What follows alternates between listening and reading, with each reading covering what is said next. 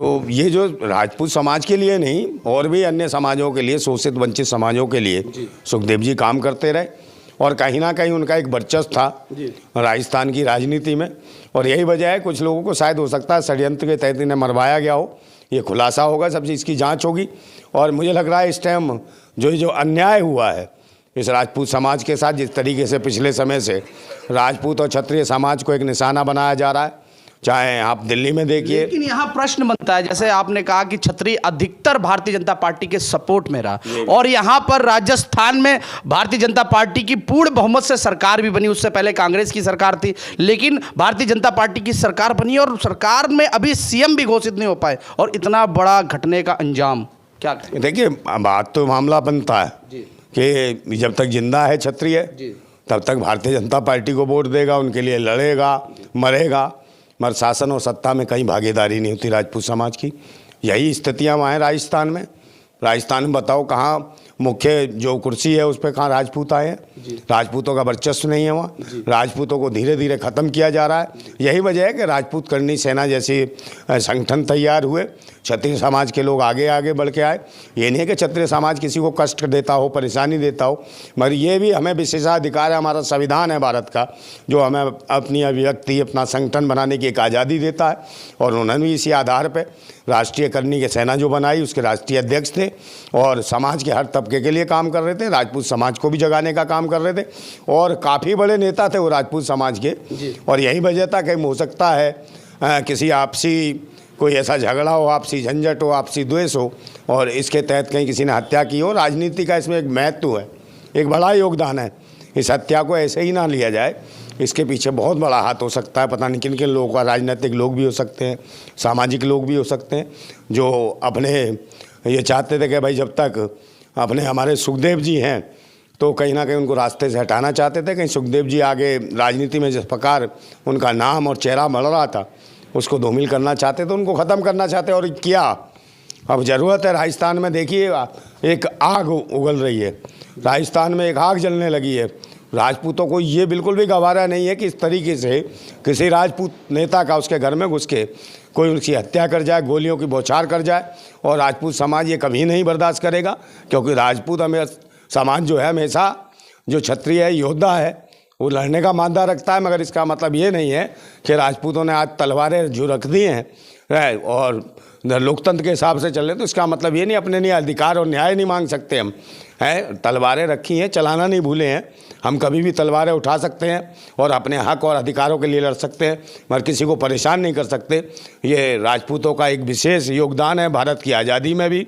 और आगे इतिहास देखिए, कभी भी इतिहास देखिए, भारत के इतिहास में राजपूतों का महत्वपूर्ण योगदान है। और राजपूतों के साथ अगर अन्याय हो रहा है तो ये गलत है और भारतीय जनता पार्टी की सरकार को बिल्कुल अपनी माफ़ी मांगनी चाहिए, गलती माननी चाहिए। और जितने भी दोषी हैं उनको तुरंत गिरफ्तार कर उन्हें फांसी के फंदे पर चढ़ाया जाना चाहिए, जिससे सुखदेव सिंह जी को न्याय मिल सके, इंसाफ मिल सके उनके परिवार को, क्योंकि उनके घर में जो मातम बना हुआ है, यहाँ तक कि राजपूत समाज भी बहुत शोक व्यक्त कर रहा है। यही वजह है कि आक्रोश है, शोक के साथ साथ आक्रोश है। क्योंकि ऐसा ना हो पूरा राजस्थान एक जल बैठे और राजस्थान की सरकार और सत्ताएं भी हिल उठ सके, कहीं ऐसा ना हो विद्रोह हो जाए राजस्थान के अंदर।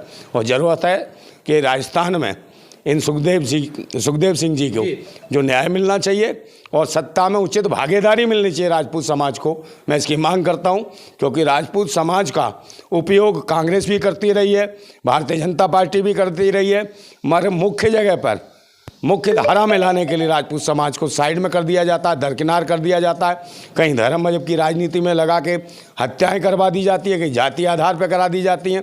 और उनको हमेशा आज की डेट में अगर शोषण हो रहा है तो राजपूत समाज का बहुत ज़्यादा तादाद में हो रहा है।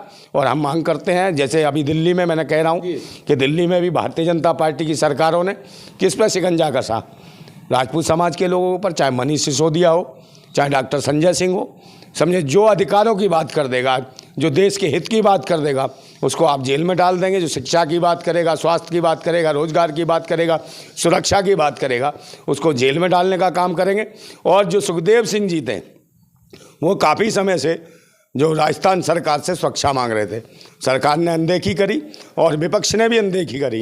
ये कांग्रेस और भाजपा की देन है जो आज सुखदेव सिंह के ऊपर जो हथियारबंद लोग आए उनके घर में जाकर उनकी हत्या कर दी। इसके लिए हमें न्याय चाहिए।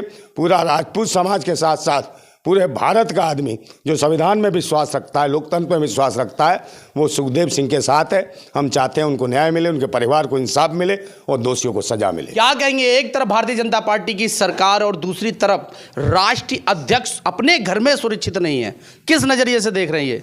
भाई सुरक्षा तो किसको देनी चाहिए? हर आदमी तो सुरक्षा लेके घूमेगा नहीं जी, और लेके घूमेगा तो स्थितियां कमजोर हैं। हर आदमी के पास रोजी रोटी की स्थितियां खराब हैं, वो सुरक्षा लेके कहाँ करेगा? एक सैंडो लेके घूमेगा, उसको भी चाहिए कुछ ना कुछ।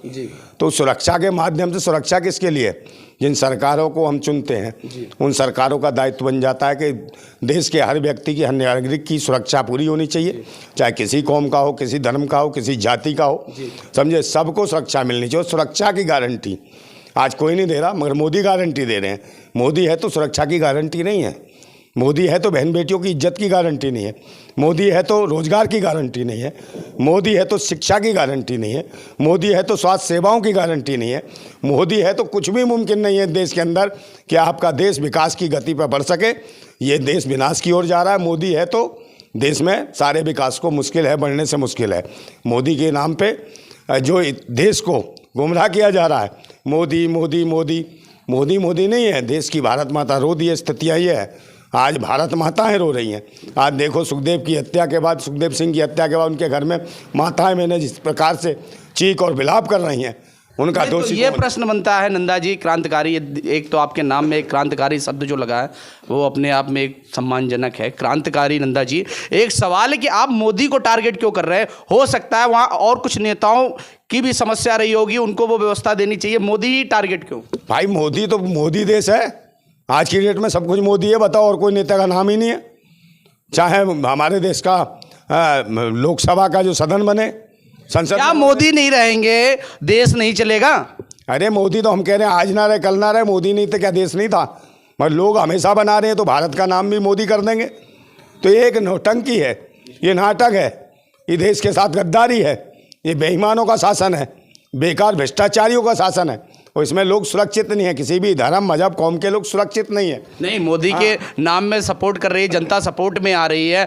आपने देखा 3 राज्य में पूर्ण बहुमत से सरकार भी मोदी के चेहरे पे बनी है, किस नजरिए से देख रहे हैं आप? अरे सपोर्ट लंगोट छीन ले रहे हैं, अच्छे कच्चे उतार दे रहे हैं। ये अच्छे दिन है?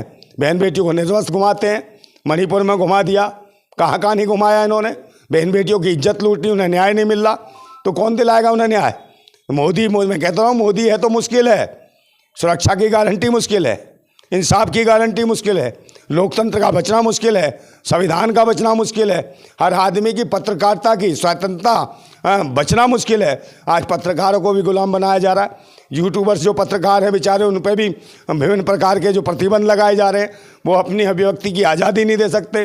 जबकि पत्रकार खबर चलाने की कोशिश करती है, उसमें कोई मोदी का या किसी भी नेता का कोई रूप नहीं होता। बिल्कुल क्यों नहीं होता? वो कहाँ जाते हैं? जब भाई मणिपुर में कौन सा जाता है? रूबिका लियाकत कहाँ जाती है? वहाँ इजराइल लाइफ जैकेट पहन के वहाँ एक्शन दिखाती है। अरे कोई हीरोइन है क्या तू?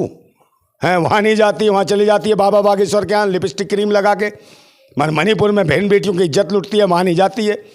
ना अंजना ओम कश्यप जाती, ना सुधीर चौधरी जाता। तो ये कौन है? ये चाटुकार हैं, लटक हैं, ये सरकार के गुलाम हैं, समझे नहीं? ये वो मीडिया है जो बिकाऊ मीडिया है, बेकार मीडिया है, देश को बर्बाद करने वाली मीडिया है। मैन मिस्ट्री मीडिया इस देश के लिए आतंकवादी है, देशद्रोही है।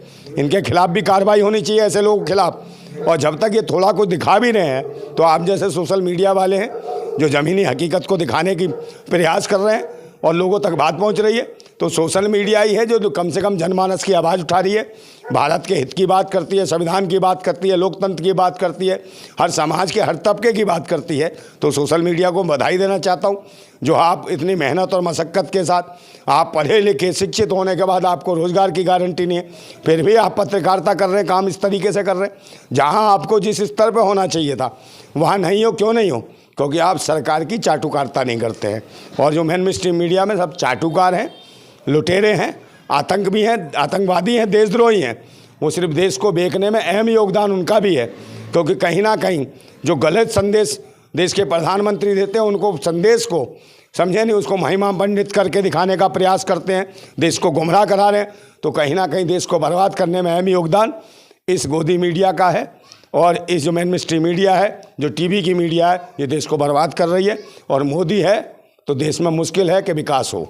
क्या सोचते हैं एक आपके नज़रिए से, क्योंकि आप भी एक पार्टी के राष्ट्रीय अध्यक्ष हैं और जिस तरह से ये मामला जयपुर का सामने आया है, तो जितने भी यहाँ संगठन चलाने वाले या पार्टी चलाने वाले हैं वो सरकार पर भरोसा ना करके अपनी सुरक्षा के लिए क्या करना चाहिए? मैं ये कहना चाहता हूँ क्रांति की ज़रूरत है।